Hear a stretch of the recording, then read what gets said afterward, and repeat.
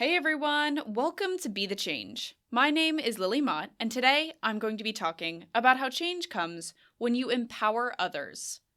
My guest this week is Santiago Mayer, and he is the executive director of Voters of Tomorrow, which is a Gen Z led organization working to engage young voters and to harness the power of Gen Z to protect democracy.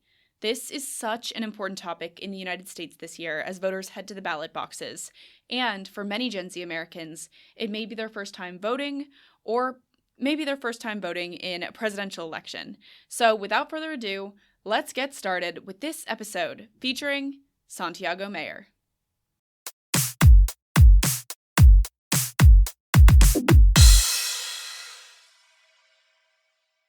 My name is Santiago Mayer, and I am the executive director of Voters of Tomorrow. We are a Gen Z-led, nonpartisan, nonprofit organization working to engage young voters across the country and harness the power of our generation to protect democracy. That is such a great way to get started with this episode, and I am so excited to talk with you about the work that you're doing. But before we dive into everything that you're doing with Voters of Tomorrow, can you tell me more about your background and what motivated you to get involved in politics and start doing this work? For sure. So I'm originally from Mexico City. I moved to the US in 2017 in the middle of the Trump administration. And in Mexico, I had always been really interested by international politics. I was a model United Nations kid. So coming to the US, seeing sort of the chaos that the Trump administration was unleashing, and especially the impacts, global impacts that the Muslim ban was having, really kind of just piqued my interest into like US domestic politics. I started trying to talk about it with people in my classes, with some of my friends. And I like very quickly realized that many young people either didn't know what was happening or just didn't really have like the framework to engage with it.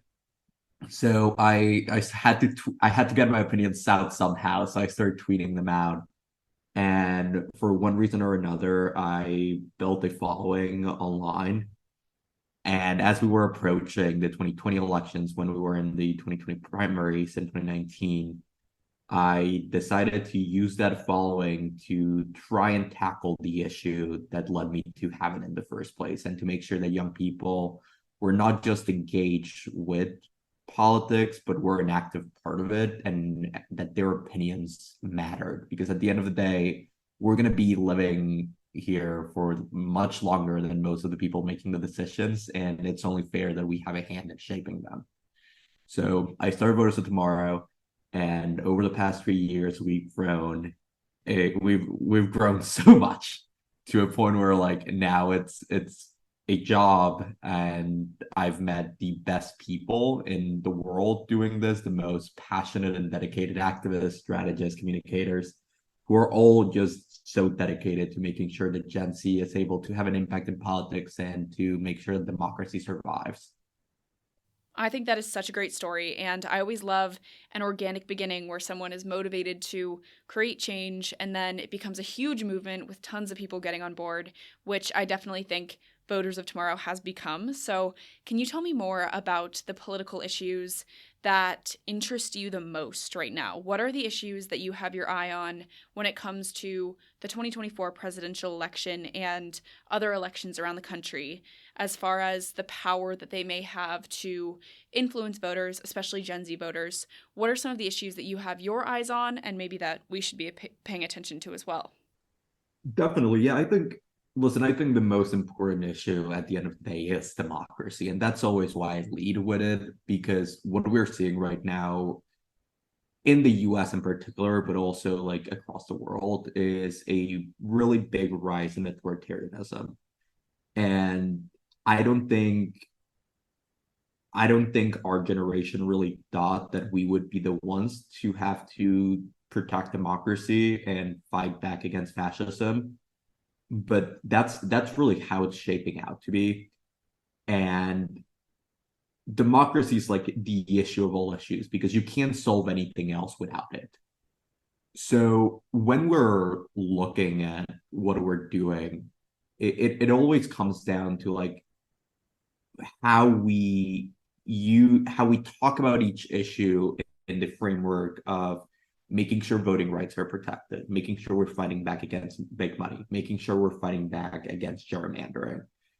We can't really solve any other issue if those things aren't solved first, because it really suppresses the voices of the majority of young people that want to take action on climate change, on gun violence, right?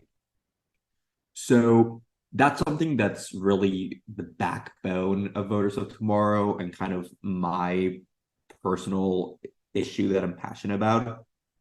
And it really is kind of our North Star. That is what we're working for. That is the basis of everything that we do, is making sure that young people are, yes, obviously impacting all these policy areas, but also making sure that we're keeping democracy safe and that we're voting out people that don't regard democracy as something that should exist, and to congratulate the people with political power who are making an active effort to protect voting rights. When you're thinking about this election cycle, what are some of the challenges that you're trying to overcome when it comes to getting young people to the polls? What are some of those barriers that young people face that may prevent them from voting? Yeah, I mean, there's a lot of them. I think last cycle, and this is something that we're seeing this cycle too, is there's a very coordinated effort by some people on the far right to suppress the youth vote. And this takes a lot of shapes. Everything from taking campus polling places away to requiring that making sure that like out of state students can vote in the state that they live in, to increasing requirements in mail-in ballots if you're voting in the state where your parents live. We have Vivek Ramaswamy running around saying we should increase the voting age. We have new voter registration rules that prohibit some of the tactics that are most successful at registering young people. And when you put it all together, it paints a really clear image of a far right that realizes that it is running out of time, that the voters of tomorrow, the young people, simply aren't buying what they're selling, and that they are taking increasingly desperate measures to try and suppress those voices. So we have engaged in really like a fully fledged defense of youth voting rights, whether that means suing the state of Florida, like we're doing right now, to strike down some of their new voter registration rules, to sending out buses to universities in Texas that had their polling place taken away, or simply dispatching volunteers to go do the very hard work of registering kids in high schools, right?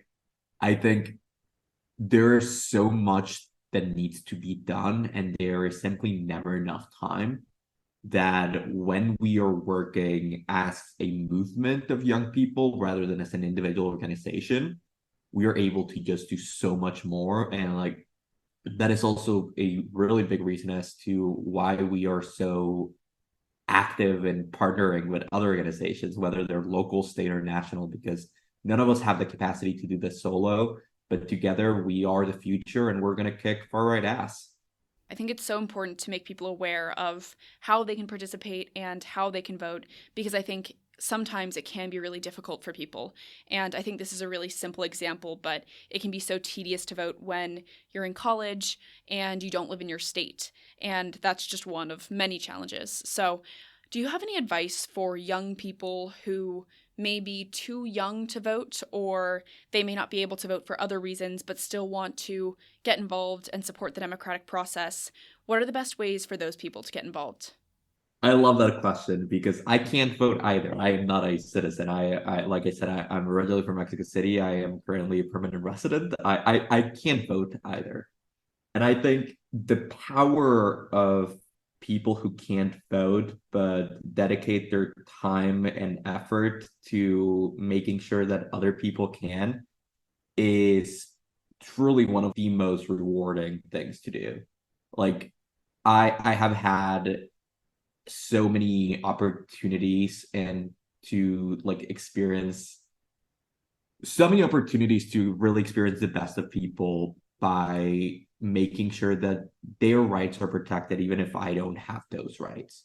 And I think the best way to do it really is to, first of all, speak out and don't stay quiet. And to a degree, this is a very low barrier and like pretty low hanging fruit. But like, you never know who is listening. Saying what you're thinking out loud, calling out bad stuff when it's happening, regardless of like whether you have an audience or not, is so important and can really make such a big difference.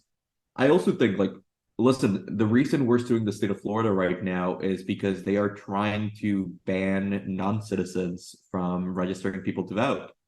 And that's you can always register people to vote. Like we're going to strike that law down because that is a fundamental piece of democracy, the ability to go out and engage other people in democracy. So whether you're a non-citizen or whether you're under the age of 18, you can always grab voter registration forms and head out to your school, head out to a local library, head out to a park, go somewhere and register people to vote. You can also join an organization like Voters of Tomorrow or so many other phenomenal organizations that run very comprehensive programs to turn out the vote. And whether that means sending out text to people, asking them if they know where their polling place is, or calling people or knocking on dorms, or simply just distributing informative literature. There are so many big opportunities that so many organizations provide that there is always something that will appeal to people. And I think that's honestly one of the best things about the space because there are so many of us that you can really find whatever feels kind of your niche. I think that is great advice, and I think it's so important for people who can't vote to hear, but I also think it's so important for people who can vote to hear to inspire them to get out and vote, but also to do a little extra and encourage others to vote or register voters as well. So I'm going to ask you to share a little bit more advice now. Lots of young people, especially high school students and college students, want to make change, but they may not know how to get started with that work. What advice do you have for those people who may be listening? Honestly, send me an email or send anyone at Voters of Tomorrow an email or just go to our website, votersoftomorrow.org, because that's really what we're here to do. Our goal is to empower the next generation of democracy defenders. And listen, a lot of us are starting to not be so young anymore, right? Like we have a few years left in us, but at some point we're gonna have to phase out, and we need to make sure that there are passionate, dedicated young people ready to take the charge. So if you want to get involved, if you want to affect change in your community or in your state or in your country, reach out to us. We will make sure to find you, help you, and work with you to accomplish that goal and also give you the tools that are necessary to get other people involved. And I think that's key because, again, like none of us can do this alone. It's a team effort and we need to all be working together. So we'll make sure you have a team. We'll make sure that there are people supporting you and that there is a national movement behind you.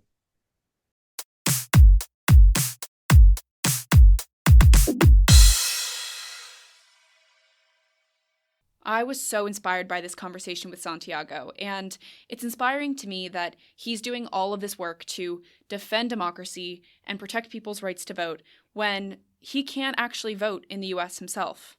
Santiago is so passionate about the work he's doing, and I think Voters of Tomorrow is motivating so many people to not only get to the ballot box, but also support others to do the same. So I think we can all keep Santiago's story and his work with Voters of Tomorrow in mind, because change comes when you empower others.